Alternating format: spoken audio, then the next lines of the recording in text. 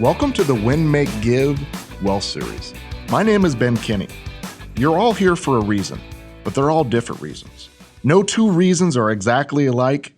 Whether you're here to master savings, reducing your expenses, making more money, or learning how to invest, what I know about you is that you would like to make a change in your life right now. Here's the truth. We're all only 5 years away from anywhere we want to be in our lives. What I've learned over the years is the destination is always less rewarding when you get there than you thought it would be, meaning we have to learn to enjoy the journey. Throughout the Wealth Series, I'll be joined with Chad Himes and Bob Stewart. Chad, say hi. Hello. How long have we worked together, Chad? 10 plus years now, Ben. Bob, say hi. How you doing? Hey, Bob, how long have you and I worked together? About 12 years. Multiple companies, multiple projects. These gentlemen have joined us in trainings, podcasts, videos, and now the Wealth Series. Chad, what are you most excited about going forward in the Wealth Series? Ben, I'm excited to hear how you take some things that are so complicated to so many and break them down into a way I know is going to make it simple, easy steps for people to be able to follow. Absolutely. Bob, what are you most excited about? I think the thing that I'm most excited about is just the idea that a lot of us don't have a really clear understanding of how we would go about building wealth. And so to, like Chad said, to break it down so that it feels manageable and it feels attainable to everybody out in the audience is just, to me, it's super powerful. What's the number one thing that stresses your relationships out in the past? Finances. Finances. It's something people fight about. It's something we stress about. It's something we worry about. It eats you up from the inside out.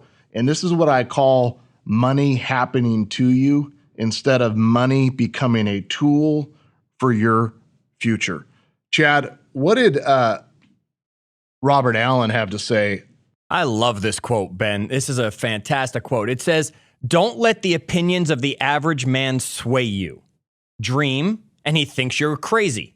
Succeed, and he thinks you are lucky. Acquire wealth, and he thinks you're greedy. Pay no attention. He simply doesn't understand." Isn't that your friends, your neighbors, maybe even your parents, your kids, your coworkers, the ones that are always throwing rocks, saying, you can't do it, you can't do it, you'll never do it, right? And then when you do it, they just say you got lucky. You were in the right place at the right time. It wasn't anything you did. And then they think you're greedy and you just want it all. And then they don't want to be your friends anymore. Sometimes the average man, like as I listen to that, I hear Chad say that quote, the average man is like the circumstances around us. It's the environment that we're in, right? It might not even be a person that's doing these things. It's like your environment has bound you to believe that like you are not capable of acquiring wealth. So it's more than just the people. Sometimes it's your environment.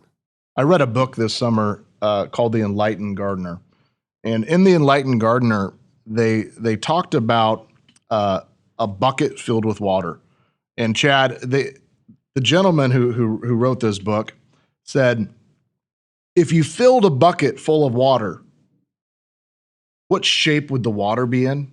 The shape of the bucket. Shape of the bucket. Stick with me for a second, ladies and gentlemen. In our life, our mindset and our thoughts and our beliefs become the bucket, not the water. Our life takes the shape that our thoughts, our beliefs, and our knowledge contains. We have to be careful because there's lots of beliefs out there about money, lots of opinions, lots of fears, lots of things that we've inherited from our parents about money's bad or the wealthy are bad. What wealth is, wealth defined for me, I want you to listen and think about this. Wealth is simple. Wealth is the ability to do what I want, when I want, with who I want.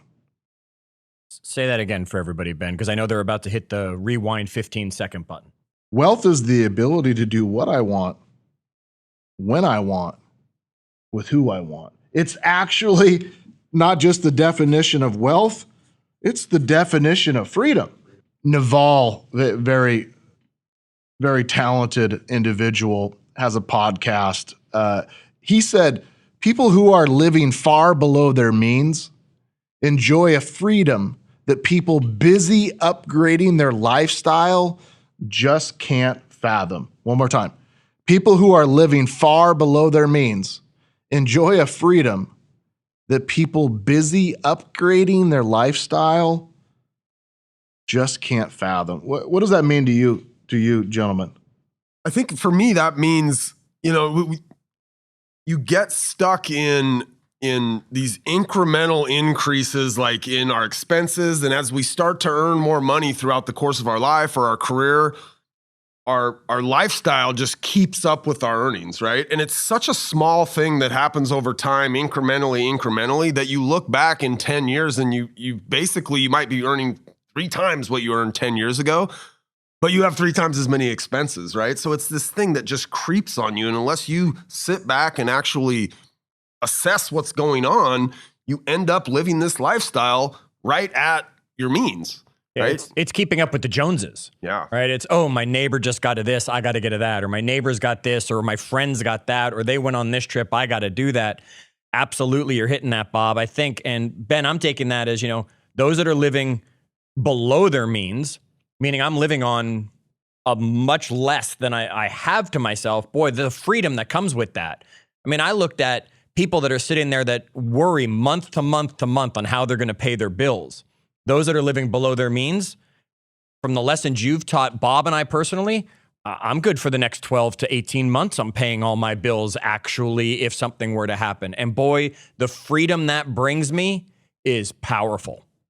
You guys know that I wasn't raised wealthy. I came from a cabin without power. We had an outhouse, right? We had cooked on a wood stove. We relied on the food bank. And I was raised by a very loving and caring father, and he was a great man. But we were not wealthy. In fact, sometimes we barely had food. On the other side, every other weekend, when you get to go visit the other parent, those of you that were raised in a divorce situation, my mom, throughout her different marriages, the number one thing she fought about was money. They would fight and yell and scream and throw crap, always. And you see the pressure that was created, the lack of freedom by always being under the gun of not having enough income, having too much debt, right? That pressure, it eats at your soul. And I remember as a kid just crying there in a room and praying that God would help my parents with their financial situation, thinking, what could I do about it personally? I think that's one of the things I love about you, Ben. Yeah, I'll just say it, right? One of the things I love about you is that you had that growing up. That's how you felt. And ever since you've been able to create the opportunity for yourself to give yourself a platform where you have built success, all you've wanted to do is teach other people how to do it. You've just wanted to give back. And that's what we're going to do through this wealth series.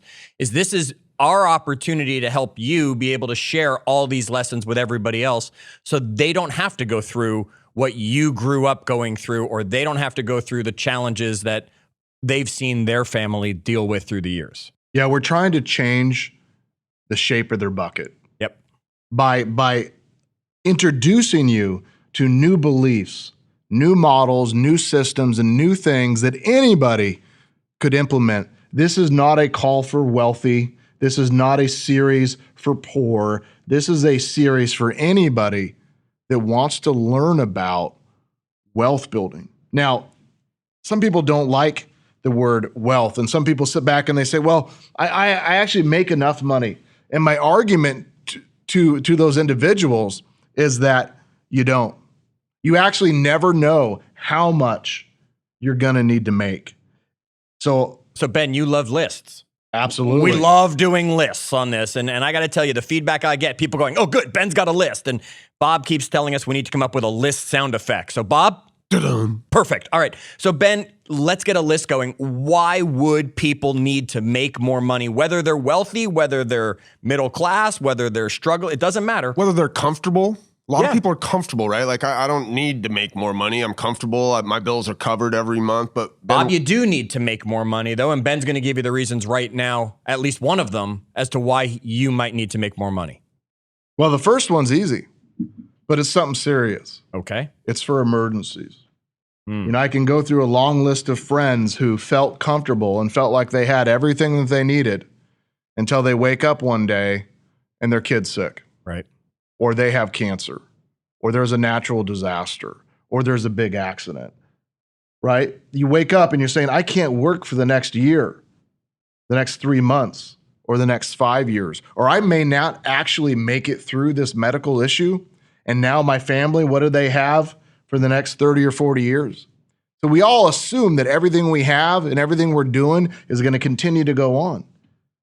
That's not a true statement. It can all end just like that, as we've seen in the recent. Things change, and things change quickly. So the first reason why you need to make more money is emergencies. Sit back for a second, brainstorm. What are all the things that could happen in my world today that would put me and my family in a financial bind? And what would those things cost?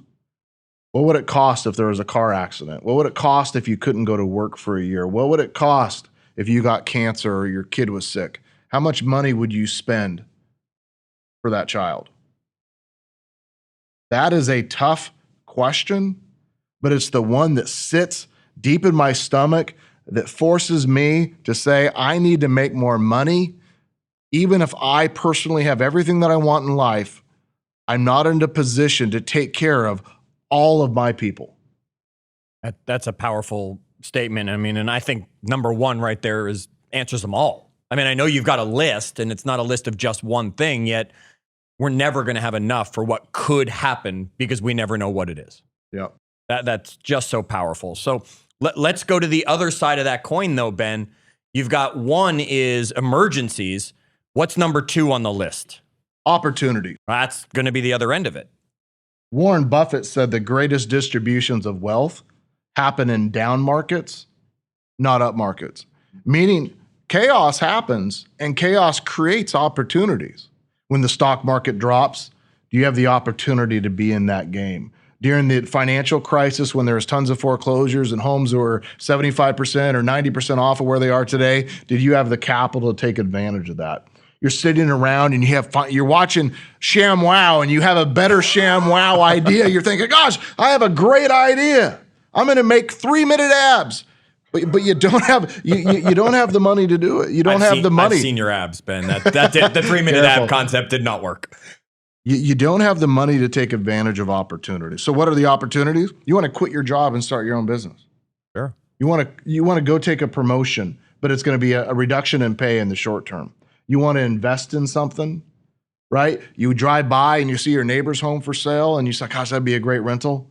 Like, do you have the money set aside to take advantage of the opportunities that would put yourself in a position for retirement or to pay for your kids' college or whatever these things are important to you? Do you have that or not? So money creates a path to opportunities. It takes less than you think, but you do need some. And boy, we're going to talk about that in some of the upcoming pieces of this, how to create some of those opportunities and some of that money for you. So we've got 1 and 2. What's number 3? Leverage. You know, there's been lots of studies done out there that was trying to prove our parents wrong. You know, when our parents said, well, money won't make you happy, they didn't have any. That's why they didn't actually know, right? And there's been lots of studies that went out to prove, does money make you happy or not? And in these studies, they came back and said people with money, you're not going to believe this, are happier than people without money. I'm shocked. Well, it's for one reason. It's not because they got to buy boats or fancy houses, right? Or diamond rings. It's because they had the ability to leverage themselves. Leveraging themselves is buying your time back. Can you pay somebody to do the things you don't want to do and then use that time to do something more productive, or use that time with somebody you love or somebody you care about? Yes, please. Right? Like, I mean, how many things throughout your day, and Ben, you're a master of leverage, but like, I don't want to mow my yard, right? Like those 30 minutes would be better spent with my boys. And so if I had the money where I could hire somebody to mow my yard, I'm going to be happier in those 30 minutes. And when you think about this over a lifetime of being able to create leverage so that you can go do with that time, either something productive to build more wealth or something that makes you happy, it's a no-brainer.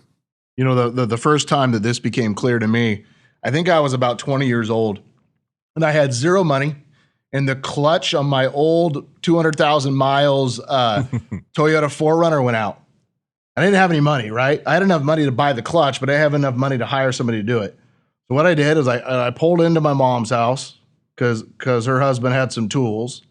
There was no concrete to do it, so I did it in the yard. And I spent the next 5 days trying to figure out how to replace the clutch in my car. It's probably a good idea. You did it on the yard, so the transmission fluid ended up on the yard and not like as a big stain on the driveway. I'm sure it was really good for the yard, yeah. Knuckles bloody, angry, covered in grease, right? I got it done, but it would have been better if somebody said, why don't you not take those days off, spend an extra 3 days working, and just pay somebody to do it? I would have had 2 extra days. I would have been way better off. But I didn't necessarily understand that saving money isn't always the secret, right? You have to buy your time back. You have to care about your hourly rate. And it's a statement you're going to hear us say often and often. We care about our hourly wage. The fourth reason that you need to make more money is because we care about creating a legacy. And Ben, you have made that really clear. I mean, the whole thing behind Win, Make, Give is health, wealth, leadership, and legacy. So of course it works into one of the reasons we need to make more money. So talk about this creating legacy by creating wealth. It's simple. Some people like Elon Musk want to get us to Mars. That's his legacy. Many of the rest of us, we're not trying to figure out how to get a rocket ship to Mars, but maybe we would like to be remembered by our children.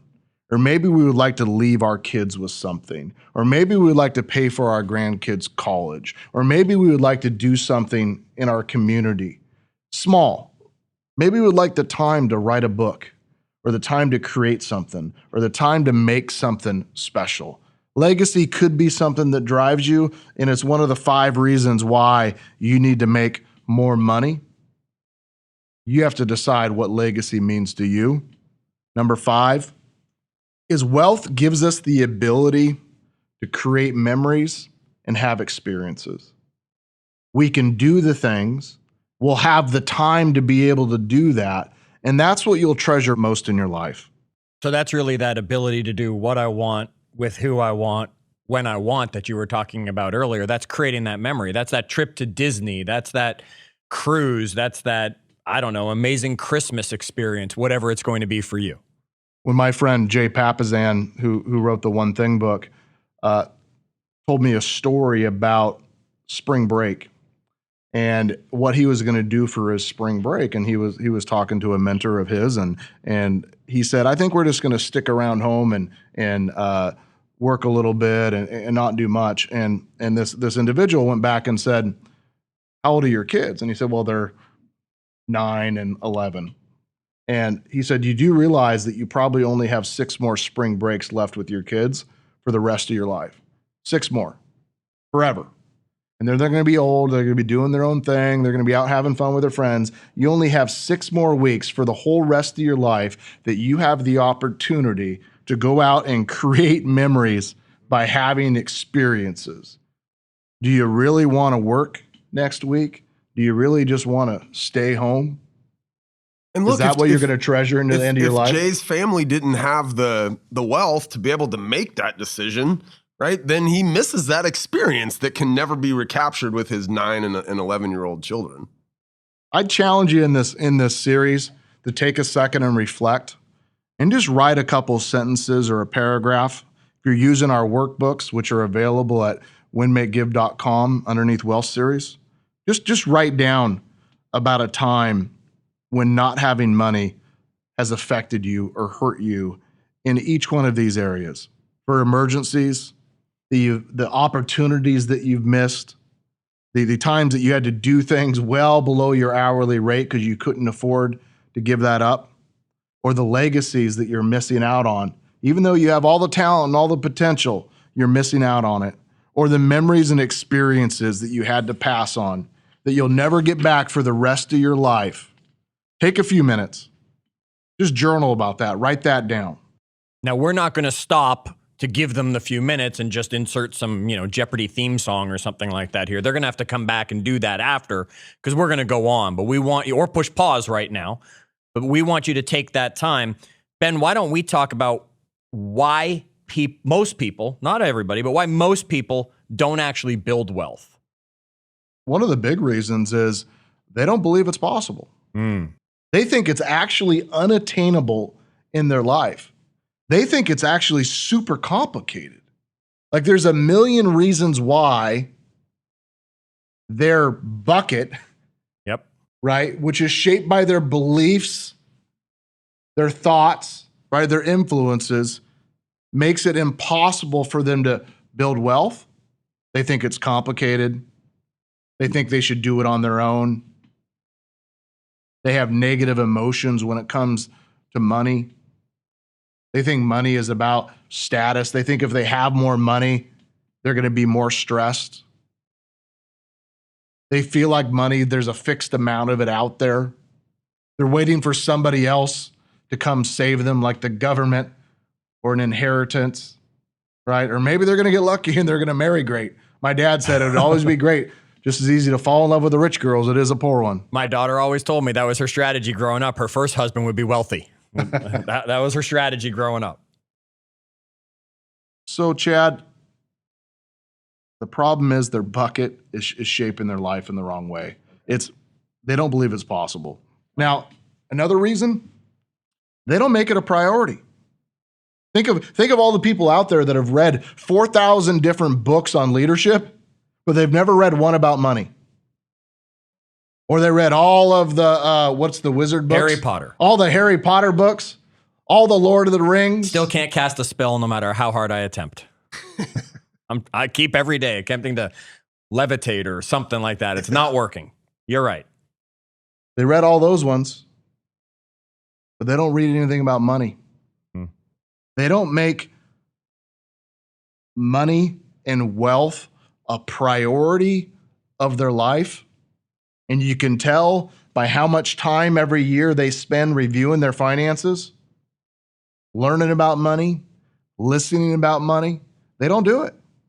Okay. And if they do, they don't make a plan that they can follow. Number Like, 3. Yeah, why are there 100 different diets out there and they all work? Cheeseburgers is not a diet, Ben. Bob, But it's a plan. It's The diet is a plan, right? I put Yes. a plan together of a way that I want to approach taking in less calories than I burn. does it matter which one you pick? Not really. No. As long as I stick to the plan. There are 20 or 30 different great plans for losing weight, right? Maybe there's 3,000, I don't know, right? In building wealth, there's also multiple plans. Sure. What I want to do is I want to give you one. Okay. So, Bob, you know what Ben's going to say next as he goes down this list of why most people don't build wealth. You've already said it, actually. He just said they don't create a plan. What's the next words that are going to come out of Ben's mouth? I don't stick to the plan. There you go. We're going to give you guys one, right? Are you going to stick to it? They buy the Peloton, but they don't pedal the Peloton, right? Nobody look at him. There's nobody guilty in this room, No, of course not, Ben. I mean, right? On the Peloton side, maybe, but They don't stick with it, and they don't stick with it long enough. Wealth building grows incrementally, slowly, and then fast. But most people, they're too impatient because they end up choosing now over later. yeah, that's what you were talking about earlier, right? The keeping up with the Joneses and not creating that future opportunities, not living within their means, creating now, choosing now over later. I don't want to go without this right now, or I deserve this right now. But they don't understand that they're setting themselves up for decades and decades of unnecessary work. You know, Ben, you tell a story, and I don't have the numbers in front of me, that instead of buying like the iPod when it came out, how much money we could have had we invested in that stuff. Yet how many of us went out and bought the iPod because we deserved it, or we bought the new iPhone because we deserved it, or Bob bought his, new sneakers because he deserved it? Ben, what was it that the iPod used to sell for? Well, so the iPod originally was released in 2001. It cost $399. If you had bought Apple stock at that point instead of buying the iPod, you bought Apple stock on October 23rd of 2001. That stock today would be worth $58,000. So your $399, I need this thing now, as opposed to, could have been $60,000. There's a lot of foresight in that, but yeah, as opposed to buying stock in Apple that same day with those same $399, it's a and think how many people are buying something on Amazon as we speak, that if they just bought Amazon stock instead of the item that they really don't need, yet they feel they deserve. Ben, you're so right that they choose now over later, and the challenges that come from this. What a story to think about as I'm sitting back with 3 separate broken iPods sitting in a drawer somewhere, thinking if I just would have bought that stock then, I'd have an extra $58,000 sitting in my piggy bank. But we choose, now over later, got to have the newest iPhone. iPhone 47's coming out, got to have that. I have the other 46, right? Every year we got to have the new one. All right, so that leads us to the next piece. If they're choosing now over later, we know that they're valuing entertaining themselves over what you believe is more important, of course, which is educating themselves. Talk a little bit about that for us. We were just talking about the value of college educations and varying opinions out there between don't go to college or do go to college, and we could debate that at another point. But what I know is that wealthy individuals, successful individuals, get their education wherever they can through whatever platform is available, whether that's college, classes, seminars, books, podcasts, mentors, wealth building series, mentors, right? They find it and they absorb it as needed because they value educating themselves over entertaining themselves.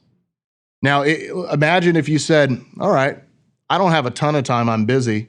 I'd ask you, Bob, do you got 15 minutes a day? Yes. What if for the next year you read 15 minutes a day, or you listened to 15 minutes a day of podcasts or recordings or audiobooks about money? How much further ahead financially, mentally, intellectually would you be from the rest of the population?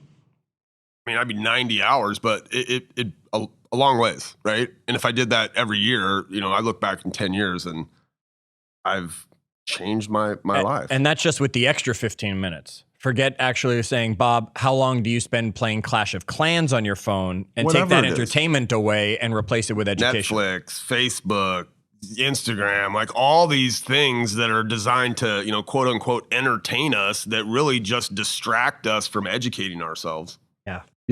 People think that they have to choose between wealth and a happy life. As you look at the COVID-19 crisis of 2020, I wonder how many people are sitting back surprised at how happy they can be without spending much money. They're no longer going out to eat, the movies, all these other things, and they're realizing that I could actually live without a massive amount and still be pretty darn happy. Maybe that is a gift of these times. What about this one, Ben? That that people look for short-term solutions to solve long-term problems. Give me an example of what you're talking about there as we're helping people overcome these challenges. They look to get in on Bitcoin because their neighbor bought some. When you're taking stock advice from your neighbor, who's not a stockbroker. No, let's be clear. He's a idiot like us, right? If you live next to E.F. Hutton, that's different. Yeah, right. You know that there's a problem, but we look for those short-term solutions, and we're all guilty of it. Whether it's that stock tip, or the Bitcoin, or the I'm going to be a real estate investor, or the get rich CDs, right? There's a million different examples. A lottery ticket. They look for short-term solutions to solve long-term problems. We're not going to give you a get-rich solution during the wealth series, but we're going to give you a proven solution that can prepare you for retirement and for an amazing life, a wealthy life, if you follow it, so long as you avoid giving up when the going gets tough. Oh, and isn't that just something that so many of us are always challenged with? It gets rough. Oh, this is wrong. I mean, we've talked about it on other episodes where we've talked about quitting, why people quit, when they should, when they shouldn't. People give up when the going gets tough all the time. How do you overcome that, Ben? I mean, it sounds great to say it, but it sounds a little cliche sometimes. Give us a little more. Well, people look for the easy button, don't they? Yeah. Right? They obtain their credit card debt over a long period of time making bad decisions, and they want to solve it by stealing all of their retirement money out of their 401k or all of their equity out of their house by refinancing.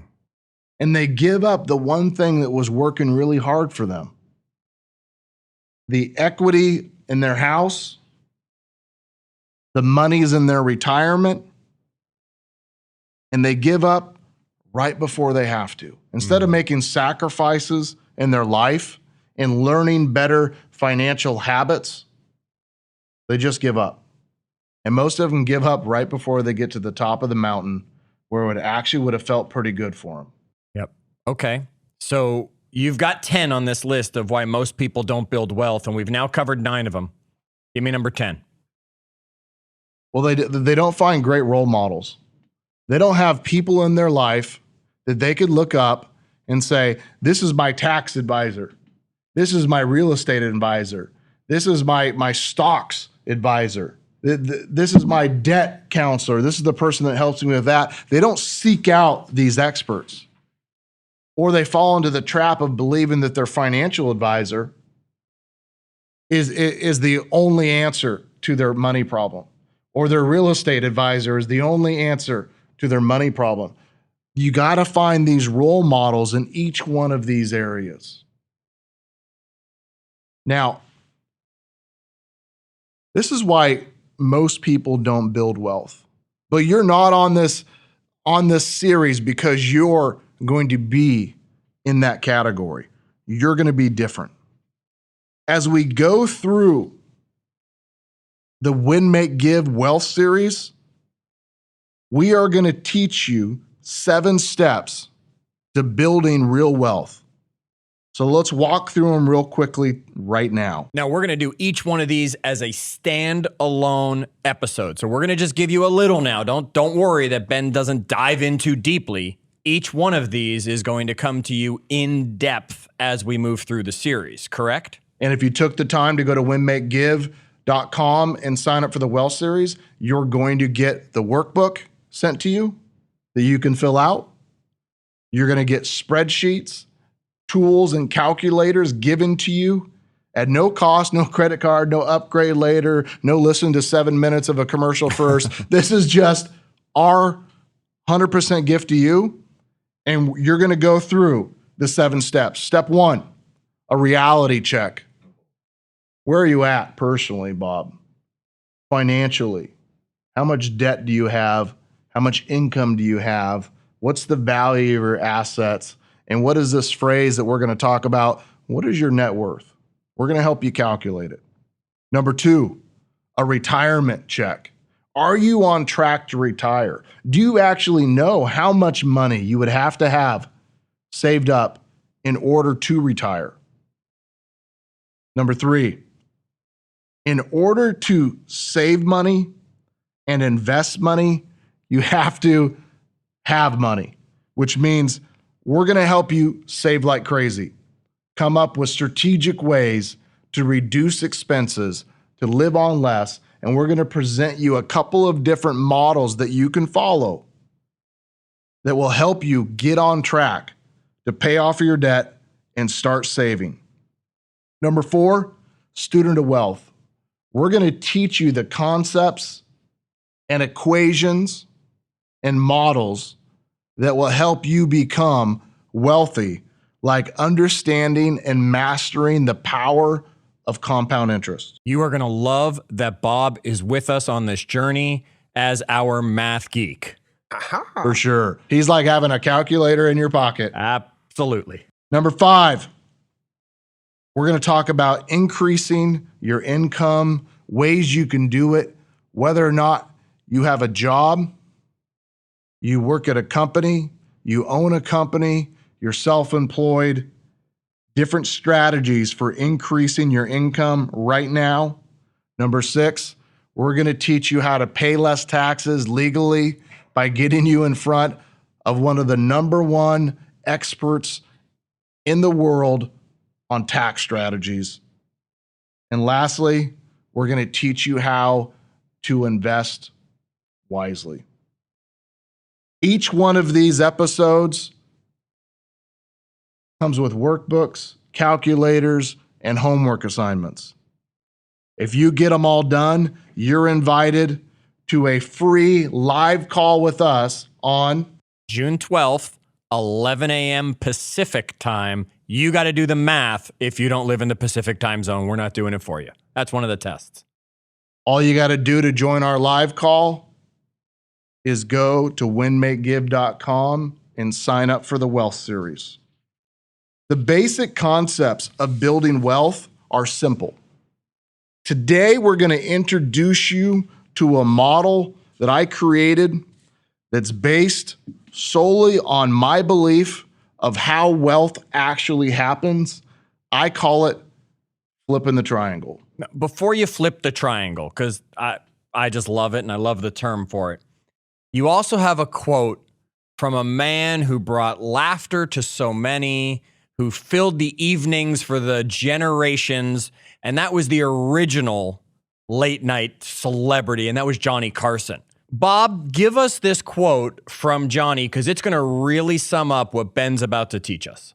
The only freedom that money gives you is the freedom of not worrying about money. I'll do the Ed McMahon bit for you on the side there. All right, Ben. So let's get to this triangle and let's flip it. Talk to us. And you got a tip for everybody before they start. They should be prepared knowing that this might be the homework question that they have to answer. What we really want to do is we want to transition from being in a position where we worry about money to being into a position where we get to spend our time thinking about making more money, thinking about investing, thinking about having enough money that we could really impact the world. And the way that I think about wealth, gentlemen, is simple. We need to move the triangle and flip it. So imagine that you have a triangle, like a pyramid in front of you, and that pyramid is divided into 3 pieces. At the base of this triangle is where the vast majority of the population exists. That's where the vast majority of their wealth and their income is. It's in a direct relation to their salary. It's from them exchanging time for money. And that's why people never get ahead, Bob, because there's only so much time that they can work, right? They think that they can hard work their way out of their position, but they can't. And because they never really move up the triangle, they never get ahead. Because all they're ever doing is exchanging more hours for money. They're not increasing their hourly rate. So think about this triangle and think about the vast majority of the population has 80, 90%, 100% of their income, their assets, their net worth in the base of the triangle. They don't move up. In the middle of the triangle, there's what we call cash flow. Cash flow is powerful because cash flow is money that you make from work you did in the past. Imagine that you loaned somebody $10 last year and they were going to pay you back this year plus 10%. That extra dollar is money you made from work you did last year. Imagine that you owned a piece of real estate, like an extra home, and you rented it out. The money that it took you to buy that real estate was money you made in the past, but they're still paying you rent all the way till today. That's cash flow. That's from work you did in the past. We want that. The problem is that people can use that middle section in two ways. They can use it to improve their lifestyle, whereas the money trickles down, or they can use it to trickle up to invest and buy the top of the triangle, which is what we call assets. When we think about assets, the average renter in America has a total net worth of right around $5,200. Wow. After all the hours that they work, all the hard work that they do, if you added everything up and you subtracted all their debt, their total net worth is $5,200. Now, the average homeowner in the United States has a net worth of $238,000. Wow. Based on the 2016 census, I believe. That's a big difference. Which one of those people are in a better position if they got sick or their kids got cancer or they got in a car wreck? I know this one. It's the homeowner. Yeah. We give you the easy ones, Bob. Or if there was an opportunity that they wanted to invest in, or they wanted to buy their time back, they wanted to retire, or if they wanted to do something good, create a legacy, donate some money, help somebody out, or they wanted to spend some time with their kids or their grandkids or their lover, their honey bunny, and they wanted to go create some memories or experiences. Which person's in a better position? The one with a higher net worth. Yeah. Now, what you want to do is you want to flip the triangle. So if you were to flip the triangle, the base of the triangle would now be filled with assets, but not just any assets. Assets are real estate, stocks, bonds, cash, collectibles, companies, things of tangible value, right? But you don't want just any asset. You want assets that create cash flow. Because remember, now that you flip the triangle's upside down, which means your assets, the total value of all your assets, if you added it all up, value your retirement account and your stocks and all that, should be greater than your cash flow. And that should all be greater than your income. Because at some point, when you retire, what happens to your income? Goes away. It goes to zero, right? And you have to find a way to live from the day you retire till the day that you move on for those 10 years or 30 years or 40 years or 50 years, however long you're going to be retired. You got to flip the triangle. As you go through this journey with us, we're going to help you figure out how big your triangle has to be. How much assets do you have to have so that you could live on them for 30 years or 40 years or whatever it takes you to retire? And how much income would those things have to generate to help you out for the moment when your income goes to zero? That is what flipping the triangle means. Please review the workbook available at winmakegive.com. Take the time to fill in the blanks so you can visually imagine what flipping the triangle would look like for you. So we've got at the bottom of it, because this is their homework, time for money, their income, cash flow in the middle, with assets at the top on the original triangle. And the goal is to flip it so assets become the big part with the cash flow still in the middle, and then our income at the top becoming the smallest piece of our triangle. Yep, Chad, we're moving from having income to having assets that create income. Yep. That's what wealth building is building these assets over time that create cash flow. If I was to sit back and give you the simplest example of that, of somebody that successfully flipped the triangle, would be, imagine if you bought a home. And every year in owning a home, you were able to pay down the mortgage and it went up in value and you got tax benefits. Let's say that you gained $20,000 a year in equity because of it. You're paying off the debt and it's going up in value, sure. Right? Well, let's say you made $100,000 a year. you're existing in the triangle right side up. You make 100, you go up, you don't have much cash flow. At the very top, you have 20,000 in equity. Now, the next year you make another 20 grand. You have another 20 grand in equity. So now you have 40,000. Yep. And the next year it goes up even more. And now maybe you have 65 or 70,000. And then the next year maybe you have 100,000. And the next year maybe you have 140 or 150,000. And you wake up and you say, I have more equity in my home than I make in income this year. That is the very basic, simplest example of flipping the triangle. But the goal is to have a really, really wide base once it's actually flipped.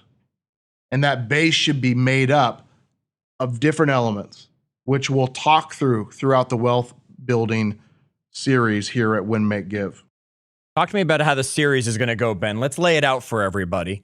We told them the sessions that are coming, and we're going to drop these episodes for them over the next 3 weeks. So if you're listening to our wealth building series in real time, each episode will come out every Monday, Wednesday, and Friday for the next 3 weeks. You're going to get a total of 8 of them. The last Friday, which is June 12th, we'll have a live call where you can join us live, see our faces, and talk to us about what you've learned. And those of you that do the homework, please do the homework and fill out the form that we sent, you're going to get entered into a drawing where 5 people are going to walk away with $1,000 cash. That's awesome. That they can use to invest, pay off their debt, start working on their retirement. And the 6th person that we draw is going to walk away with $5,000. Woo, woo. Even more awesome. $5,000 to get them on track to start building wealth and changing their life. This coming out of my paycheck or? You don't get paid for this. Oh, dang. Coming out of our hard-earned cash here at Win, Make, Give, you guys are going to walk away with some cash if you're one of the lucky winners at the end. The cool thing is that everybody's a winner because when you do the homework, you're going to be in a different financial situation. All you have to do to take part of our contest is be present on June 12th at 11 a.m. Pacific. And prior on that Thursday, the night before, have submitted in the form that we're going to email you because you registered at winmakegive.com for the wealth series. Now, for those of you listening, after this has all happened, you're finally getting caught up. We want you to know that these forms will always be available to you at Win, Make, Give. You can go get all the spreadsheets we're going to talk about over the series. We want you to know whether you're doing this live along with us or you're catching up on this, you can always visit us on facebook.com/groups/WinMakeGive, where we will be there helping answer your questions, helping create that community to help you go through each and every step of creating the wealth in your world. Until the next episode of our wealth series, we want to remind you, as always, to get out there and wash your hands and remember, do good.